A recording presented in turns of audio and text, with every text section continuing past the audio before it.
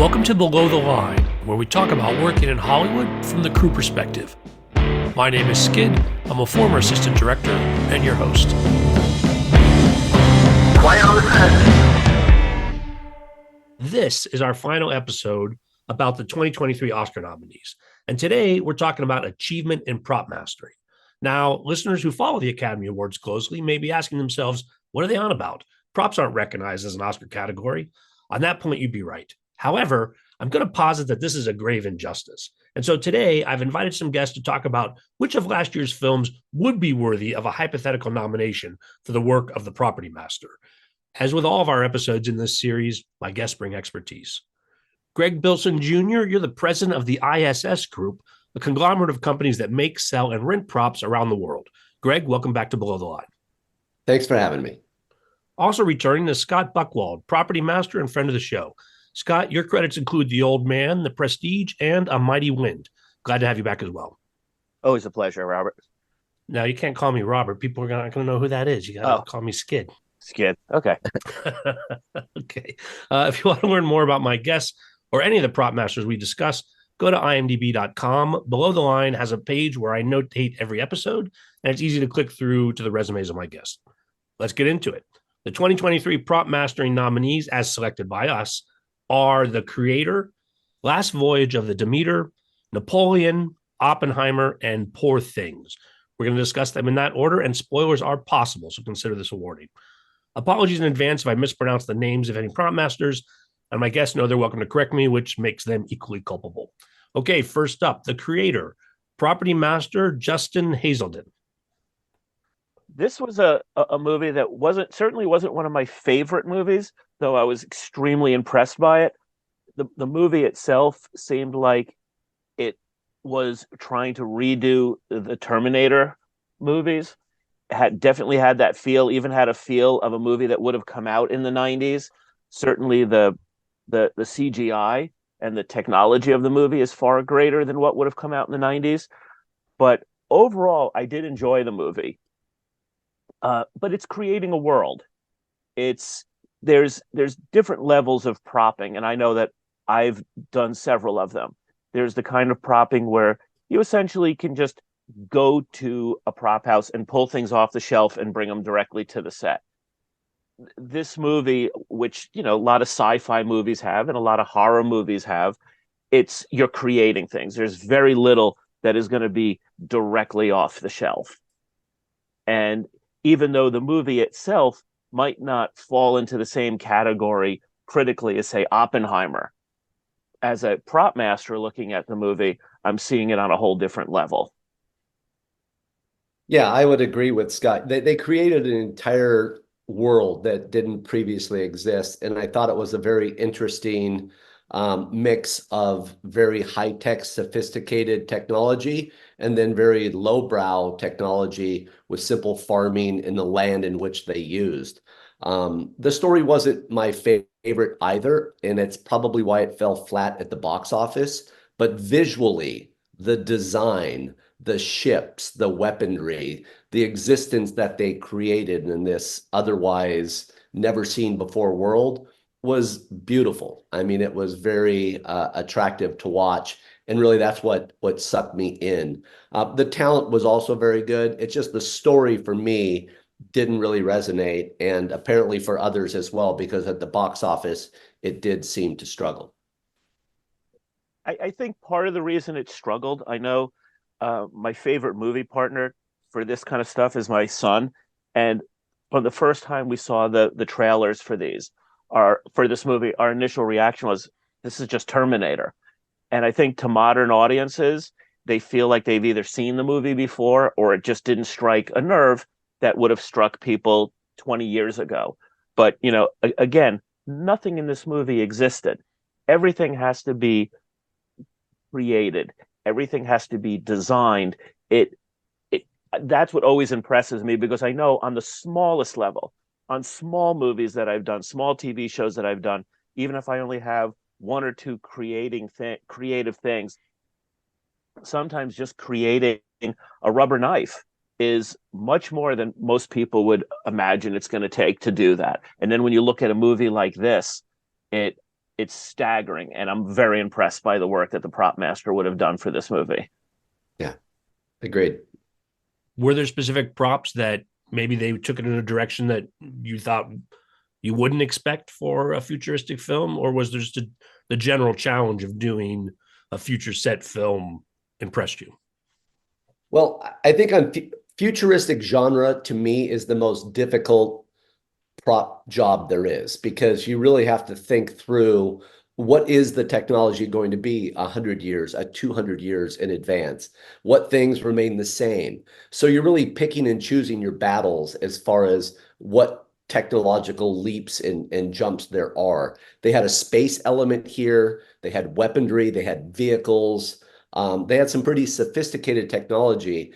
And I thought they went down that path pretty intelligently. There was nothing in this that stood out to me, and that's my line in the sand, is like nothing stood out. It's like, oh my God, that's ridiculous. That would never happen. They would have done this, they would have done that. So to me, when a job is done very well, you're never taken out of the moment for them telling the story. I never really felt out of the moment for this particular project. What impresses me about this genre of movies, if you look back on older filmmaking, now I understand what we have available to us to create and build now far surpasses what existed in previous generations, but the movie was consistent. If you look at older sci-fi, and I mean sci-fi like from the 50s, it sometimes you could see modern weapons, and I know it sounds goofy where they just took a modern weapon and maybe put a piece of aluminum foil on it, or they might have created one thing, but then there was anachronisms all through the movie of various time periods.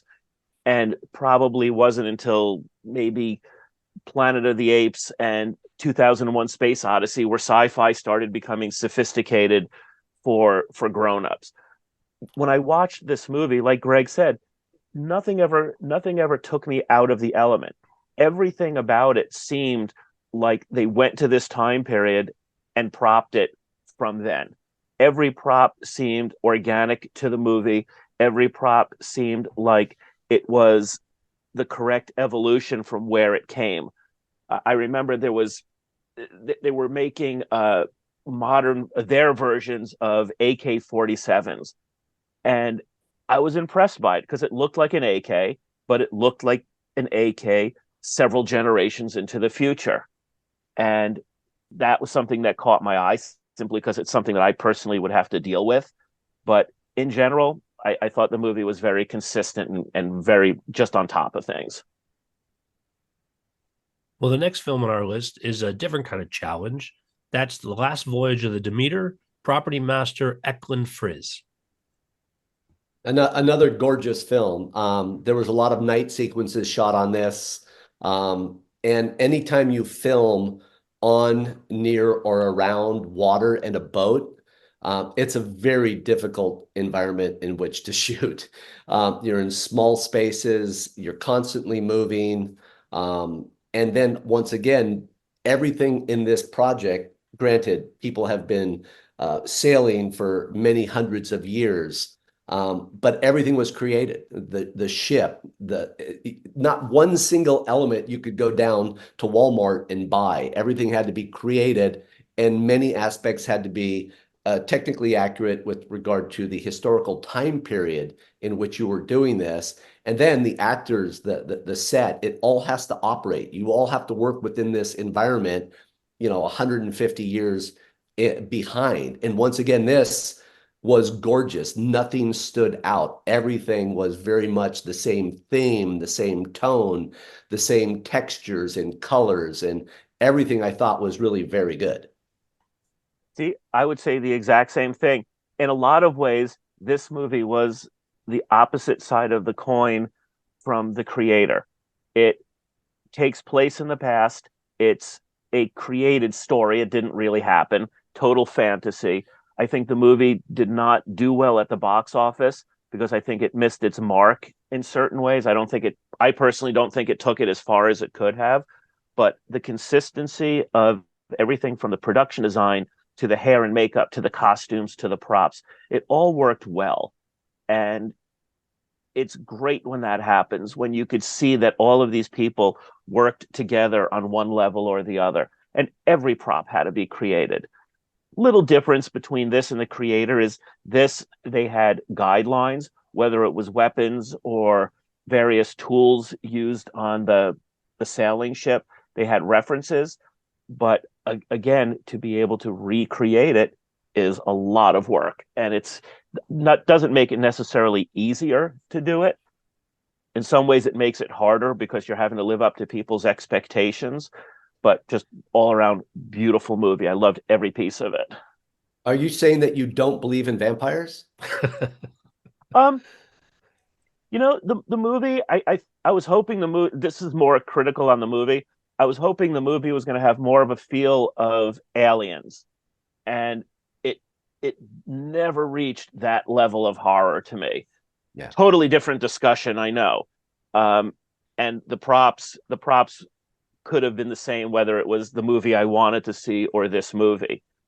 Yeah, it's I'm always blown away with the volume of work that needs to happen to fully put you in this environment. Some of those seaside villages, they're loading up the ship, the horse-drawn carriages, the horses. These are all things that property masters deal with and creating that entire environment. And like Scott was saying, it's also the position of property master. Not only do they collaborate artistically with the art department, with the decoration, with the costumes and wardrobe, but they're also working directly with the talent to utilize all of these components so their performance is as genuine as the look of the project. And if the property master does the wrong job, even something as simple as drinking grog or having a meal below deck or just anything, if they don't do their job correctly, the performance is directly impacted. We have to keep them in the moment as well for this time period. Good. Something you said, Greg, just made me think of something. The dividing line in my career between having done low budget things and to where I finally started to feel like I came into my own was when I started having a budget to deal with the background. And very often, and you just really struck something with me now. If you look at a movie like Raiders of the Lost Ark, everyone's going to think of his whip and certain hero props, and those are the things that are going to end up in the Smithsonian. Those are the things that the film people make recreations of and going to try to sell on eBay. But when I look at some of the movies I've done, it is a lot more work sometimes to have to put something in the hands of all of the people walking up and down the street, things that create the world. And very little attention and guidance is given to me for that. A lot of first ADs are happy if I just give everybody briefcases and shopping bags and call it a day, which has always been a little bit of a raw nerve for me because I don't do briefcases and shopping bags. I'll always try to take pictures of, for present day shows, what's going on in the background and just try to make background come alive. But it really is a job unto itself. And in a movie like Last Voyage, if you're watching, like what Greg was saying, along the docks, everybody is doing something. And everything that's in anyone's hand took as much work and recreation as any of the foreground hero props. Yeah, agreed. And unfortunately, the only time a property master gets a lot of notoriety is when it's done wrong, because it stands out like a sore thumb. But when it's done very well, all the nuances are captured perfectly. Nobody even thinks about it because it was just all done perfectly. I believe, Greg, you would know, Jerry Moss did Private Ryan, correct? No, Jerry Moss was not the property master on Saving Private Ryan. There were numerous property masters, but one of the primary people was Maxie McDonald. And the primary aspect of that was the guns, and that was Simon Atherton out of the UK. And that big opening sequence with all the guns and the insane made you feel like you were with Tom Hanks when they were storming the beach at Normandy. Steven Spielberg, before production even began, had us ISS videotape all the weapons that would be used in that battle to see what the extraction of the shells looked like, what the impact and jolt looked like when they were shooting. And he wanted to make sure that there were no jams that would take place, so they didn't have to stop that big 10-minute scene. And what they ultimately determined is that real jams happened with real weapons in real battles. So he taught the actors in the background and the stunts how to clear them, and they just kept going. It just added to the insanity of war when you're being shot at. So it was just one of those things that a prop person does to work with production to add additional realism.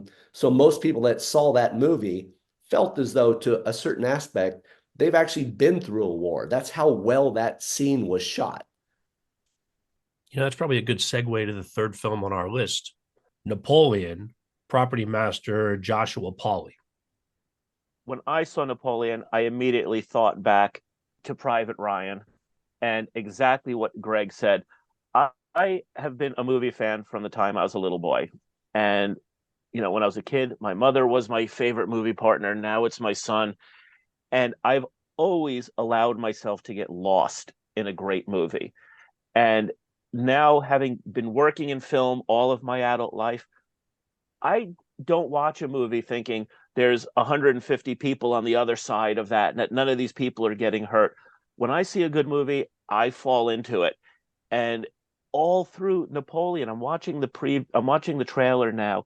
Every little weapon, every little thing, it just let me walk away thinking this is what it would have been like if I was on that battlefield.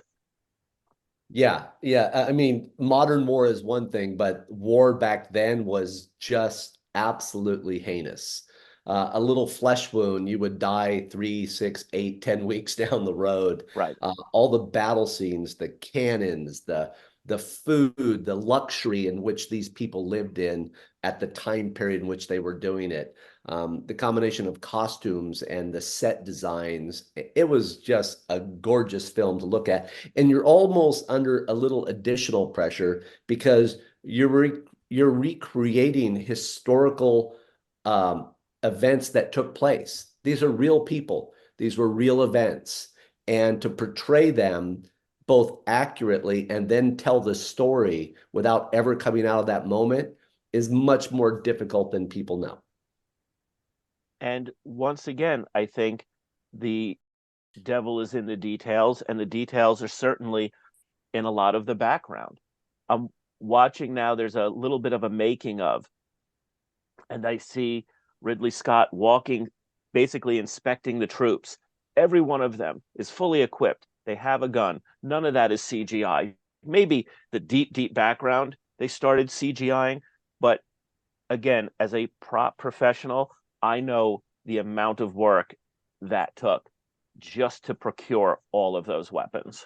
Yeah, I agree. And Ridley Scott is an amazing filmmaker, but also just how they did battle back then is different than the way they do battle now. Yeah. The way they hold a weapon, the way they would hold their ground, everything has to be done correctly. And then your background, even though they look perfect, if they don't act perfect and are given the correct direction, the whole thing is lost. You can have an amazing vintage everything, but it was done with a more modern warfare that was not done, and the historians would tear that apart. One thing that I always take a lot of pride in is I really enjoy the research end of it. I don't always want to just yield to their tech advisor. I try to bring myself up to speed, especially when I've done period films, to be that tech advisor. I went to school for history. It's something that comes naturally to me. And it is a service as the prop master that I really love being able to offer. And there's an attitude that they have to hold the weapons with. There's so many preconceived notions of what history was like, and you have to watch for the actors not to be doing that. It's quite an undertaking, and I'm looking at Napoleon, and I'm like, I just cannot praise the prop master enough for just such an amazing job, well done, just knowing what obstacles they had in front of them. Yeah, and for those that aren't aware, just utilizing black powder anything on a film set a reset for take two is a giant pain in the ass. There's nothing simple about it. I mean, you got to keep your powder dry. You have to flit properly. There's so many different aspects. And then they're running around with these guns that could go bang at any time with a giant sticky bayonet. I mean, there's so many aspects of this that are terrifying. And then you add several hundred people into the mix. It's just the amount of work that went into every one of those days on this project. I bet those people slept really well at the end of the day, that they worked their butts off. These kind of movies, the scope of the work is as impressive as the individual pieces that a prop master has to put together. And you'll always focus on the main things. You'll focus on the goblets that they're using, the period eyeglasses, a book, a piece of paper, the writing instruments they're using, the weapons, obviously in Napoleon. But then the other part is, for everything they had to get, they probably had to get another 150 of them.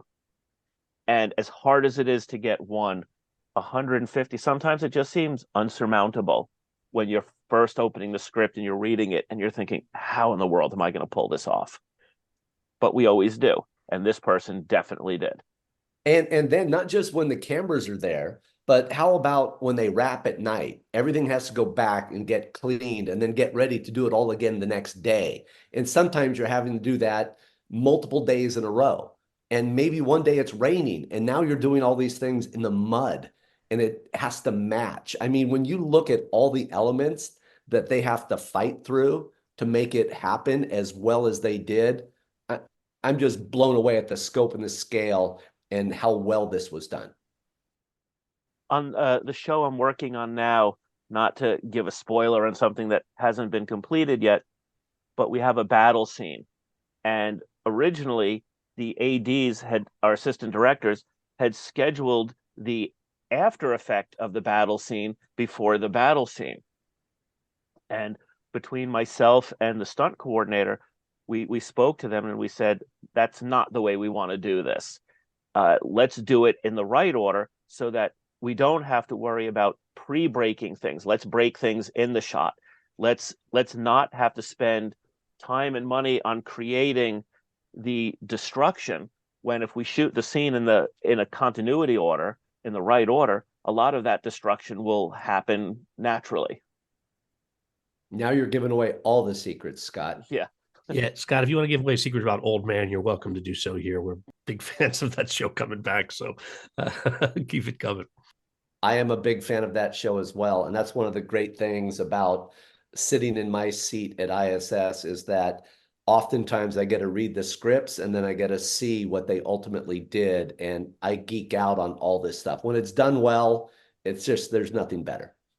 Yesterday, I was working weapons with Jeff Bridges and handling it professionally, and it was great. But there's a little voice inside of me that's going, oh, yay, this is so cool. Because to myself, I'm like this 12-year-old boy thinking, I'm giving guns to Jeff Bridges. I can't get over I'm doing this.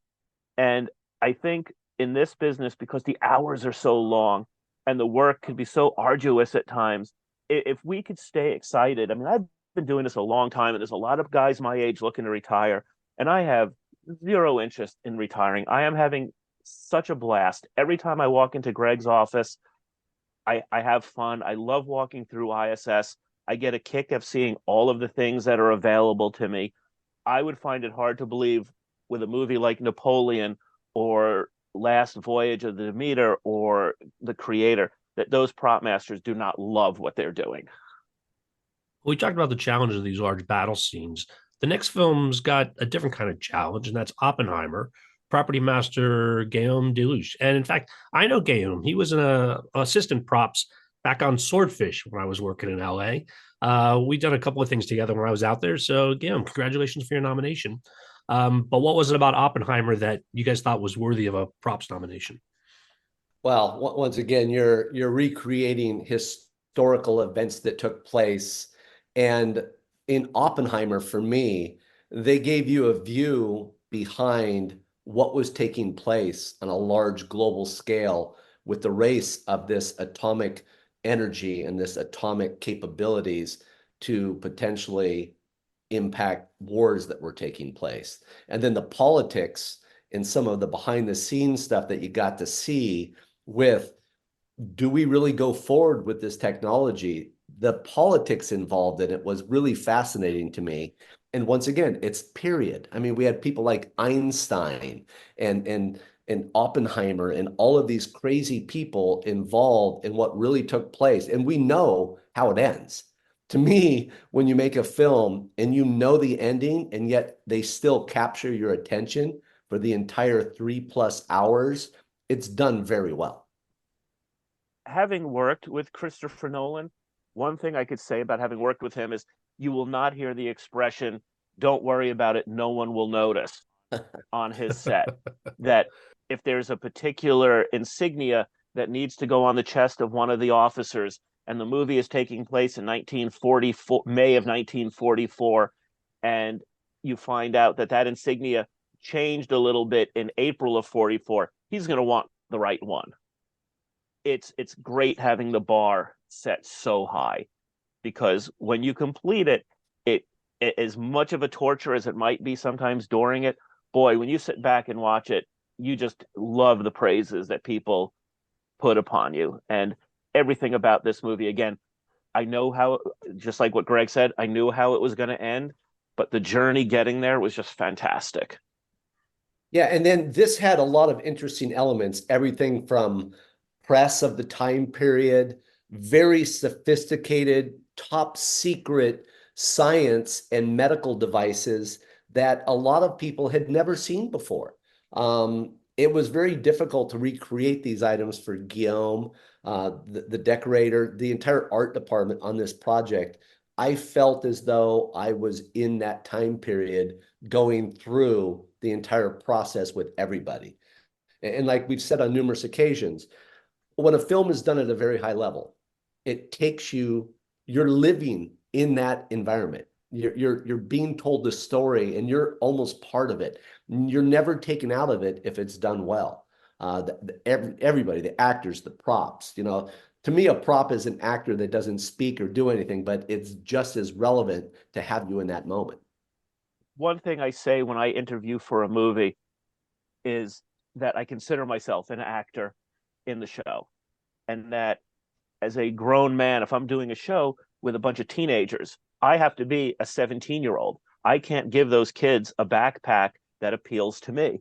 I have to become those characters. You have to get into the heads of all of those people. On The Old Man, anything I give Jeff Bridges, whether it's a wallet or a set of keys, it has to be natural to him. And as easy as it is, because this show is present day, I can go on Amazon and just buy a wallet, but it has to be the right wallet. And then when you look at a show and you take that into consideration for Oppenheimer, that not only did you have to do all of that, but it had to match the time period as well. Again, I'm looking at clips and I'm looking at as they're viewing the atomic blasts, they're all wearing their safety goggles. And Gregg, I don't know if ISS had to recreate those, but I'm sure they did not find those in the wild and just purchase them. They might have found a couple of them to use as reference if they were lucky enough, but I believe he had all that made through his optics people, but you brought up a really great point. Oftentimes when we're doing a project like Napoleon or Oppenheimer or any of these vintage things, even The Last Voyage, these aren't period films. So everything that you're putting on a film set has to be contemporary for that time period. So even though it may be 150 years old or 60 years old or 70 years old, it has to be brand new. It has to be functioning. It has to look like it isn't 75 years old or 100 years old. And to find that, good luck. And then if you have to create it, even tougher, because you may not have the budget, you may not have the time period, you may not have all the research. It's a lot more work than anybody has any idea. Yeah, it really is such a big thing. Again, going once again to the background, if you're lucky enough to find one or two hero props, finding weapons, finding military insignias, people actively collect that, and there's a big community of stuff to find that. And recreating it is made a little easier because there are so many actual examples. But when you get into the background, I'm sure in Oppenheimer there's a scene where there's people walking in and out of an office, people carrying coffee cups, people carrying briefcases, people with their pens. Every one of those had to be period correct. And as much effort goes into something that's third tier background as it was getting any of the hero props. And like I said, it's the scope. If there's an Oscar given to a movie, if I was a judge, one of the things that I would be looking at was just the scope of the amount of work that it took to pull this off. When you look at Barbie, part of the reason that the production designer got such praise was they created a whole world. They created all of these sets that looked like they would have existed in Barbie land. So when Guillaume did Oppenheimer, he had to create an entire world. And it was equally as impressive as anything that the production designer on Barbie did, and will never be given nearly the praise outside of these walls anyway. Well, Guillaume, I'm pulling for you. Congrats again on your nomination. At least within these walls, as Scott said, we're recognizing the work. The last film on our list is Poor Things, Property Master Blaz Kovacs. Yeah, this one was done primarily in Hungary. So once again, an interesting aspect of the whole property master thing is that this craft and this group of humans are now all over the world doing it at a very high level. And this is kind of a coming out party for Hungary, doing a film that's nominated as it has been, not just for production design, but for Best Picture as well. And they once again created an entire world, a semi-disturbing world if you're familiar with the story and the reason that this woman exists. It's pretty crazy story, but still the medical devices and the Frankenstein-esque vibe and environment they had to create. It was really gorgeous. Some of the autopsies and things they were doing early on, it kind of reminded me very much of early medicine going back to the early 19th century, but it had a very kind of like a Frankenstein macabre kind of vibe to it. Visually, this film really blew me away. This movie has so many of the elements of the other movies. Like the creator, it was creating things that don't exist, but then just like Napoleon, there were certain elements of the past. Everything wasn't fantasy, but it was that perfect mix. And that even fantasy items, if it was medical equipment and they were making medical equipment that didn't exist, it still had to look like medical equipment that could have been made in this time period. So here you're having, I'm sure there was those arguments of, well, it wouldn't have opened this way because these kind of hinges didn't come about for another 100 years. And the movie just looked like a real world. It had that certain kind of Tim Burton feel where an entire world is created, but again, it needed consistency for it to work. The movie never felt like it just grabbed things and just said, good enough. Yeah, and the interesting thing from an acting perspective, a lot of talent these days are method actors. So it's not just a matter of them hitting the marks and saying the lines, having read the script. They, for almost the entire production, become this character. So much of the job that a property master, art department, decorator does is to give them everything to be in this environment as much as possible. So their performance can actually come across on screen to the highest possible level. So some things that don't even ultimately end up on camera because it was just off camera, it was created and done and made. So all the people, background and the primary talent are in this environment the entire time. And then they capture it on film, and then it's greatly enhanced by CGI and the work that was done for Poor Things specifically. Poor Things to me was just such an art piece. I remember at first and I saw it right when it came out, just from the coming attractions and the poster, I was thinking it was going to be a little too art house at times. And I was gonna just not enjoy it as much as I did. But it ended up being maybe one of my favorite movies of the year. And again, just the propping of it, from umbrellas to medical instruments to everything just having to just gel so perfectly. And Skid, when you were asking me some of my choices for movies, that's one of the things. This movie had the scope of lots of props. It had to create some things that really did exist in the past. Then it had to create a bunch of fictional fantasy items, but it had to have those fantasy items make sense with the real items from the past. And everything had to come off perfectly. And there's what Greg had said earlier.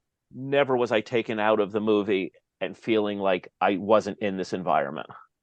Yeah, and exactly the opposite. There were moments where I was somewhat disturbed with the environment that I was in, Right. with just the things that were going on. But that's also part of what I love. I went into this film having no idea what I was sitting in the theater for. So it all just kind of presented itself, and it was so fresh and different. And all these other projects that we've seen, with really the exception of the creator, these were environments that in some capacity previously existed. This whole thing was created, this whole world, this whole idea was created from scratch. And there are very few stories that are done that way anymore. It's almost always a recreation of something that had previously existed, or a story that we've all seen parts of. This was pretty refreshing and pretty unique, like nothing you've ever seen before. There are very few films I could compare this to. What's great about these kind of movies, and I would compare this with the creator again to fantasy kind of movies, just like an orchestra. If somebody is playing out of tune, even if you're not a musician, and they're playing slightly out of tune, slightly out of time, you might not know what's wrong, but something is going to give you an unbearable headache, and you're going to leave the auditorium just saying it just didn't work. And with a movie like this, especially with Poor Things, it really is like an orchestra, because the medical instruments, the fantasy element of those have to work with the fantasy element of the costumes. There has to be a certain consistency that looks like they were all purchased on the same planet. And if the costume designer looks like they're going on Jupiter and the prop master is on Mars, you're going to leave with a headache. And everything just worked perfectly in tune with this. And the movie, to me, was just a beautiful art piece. And Guillaume had nothing to do with it. It's funny you would say you knew Guillaume from Swordfish, and Doug Harlocker is a property master that's kind of, I won't say GOAT, because not everybody understands what that means and everybody will have a different opinion, but he's certainly one of the top 5 property masters that ever existed. Doug Harlocker is amazing, and so many really good property masters have worked under him. And Doug is still propping shows. He just finished up Dune 2, which is coming out in a few weeks, so I can hardly wait for that. I didn't know he was working on Dune too. Wow, that's great as well. Yeah, it's all of these 5 films, again, really interesting ones though. Now we chose these to talk about, and going deeper has been a lot of fun. Do you want to mention any other films that were right on the edge of a nomination?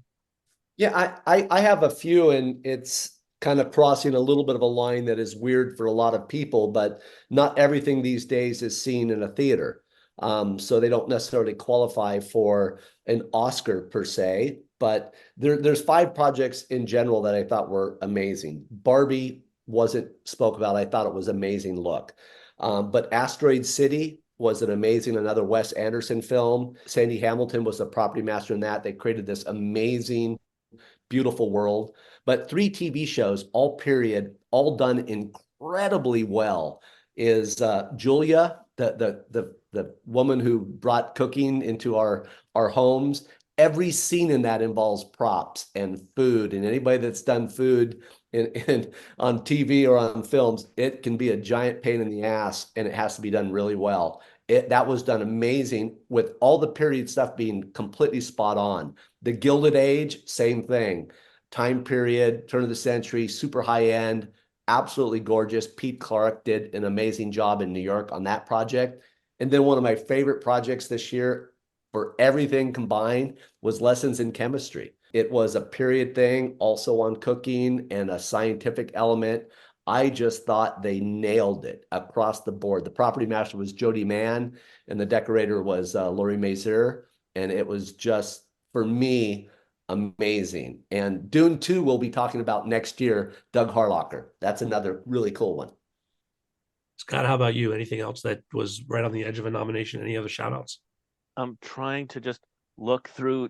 I see so many movies. I'm trying to look through different movies that I have seen this year. While he's thinking of this, I'll throw in one more, and you can never discount what the Marvel world has brought us, because it's always super intense on the prop side of things, and what Russell Bobbitt and guys like Drew Petrotta have done on big projects like Superman and Guardians of the Galaxy, and bringing that comic book world into our lives and recreating all these really cool things is pretty phenomenal. All of the movies that I'm stopping on are movies like Priscilla. Any of the period films are the movies that always catch my attention, and they're always the movies that not only do I seek them out, they're always the movies that there's so many of these that I wish I had worked on, and I look at it, and not saying that I would do it any better or differently, just I would have loved to have had the experience. And it's, the Martin Scorsese movie, the Flower Moon. Killers of the Flower Moon. Killers of the Flower Moon. Just gorgeous. Just absolutely loved it. And it's the kind of thing that if I bumped into the prop master at ISS, I would shake his hand and say, so well done. Well, Matt Cavallero is doing a Paul Thomas Anderson film right now, and he did Flowers of the Killer Moon and did an amazing job on that. Well, respect for the work, guys. On that note, we're going to call it a wrap. Great having you both here. Thanks for doing this. Thanks for having us. Thank you. Listeners, I always appreciate your feedback. You'll find my contact info at our website, belowtheline.biz. That's B-I-Z. 12 episodes of Oscar Insights. That's a wrap on our Academy Awards coverage for the year. And I hope you've been entertained. I haven't committed yet to a release date for the next season, but I do have some fun episodes in the queue. So please subscribe if you haven't already. Closing credits, thanks to Curtis Five for our music and John Wan for our logo.